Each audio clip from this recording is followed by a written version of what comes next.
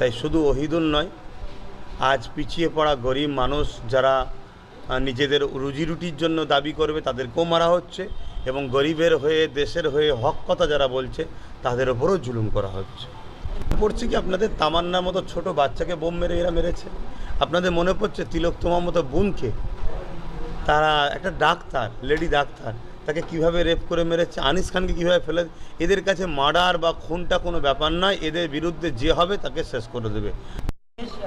কয়েকদিন আগে একেবারে আইএসএফ নেতা ওহিদুল ইসলামকে তৃণমূলের কিছু নেতাকর্মীরা মারধর করেছে, এবং প্রশ্ন হচ্ছে যে ভাঙড়কে শান্ত রাখার জন্য 7টি থানা হয়েছে, এবং সোশ্যাল মিডিয়ার মাধ্যমে দেখছি একেবারে থানার কিছুটা দূরে প্রশাসন দাঁড়িয়ে রয়েছে, সেখানে আইএসএফ কর্মীদেরকে গলা ধাক্কা দিচ্ছে, মারধর করছে, প্রশাসন নীরব।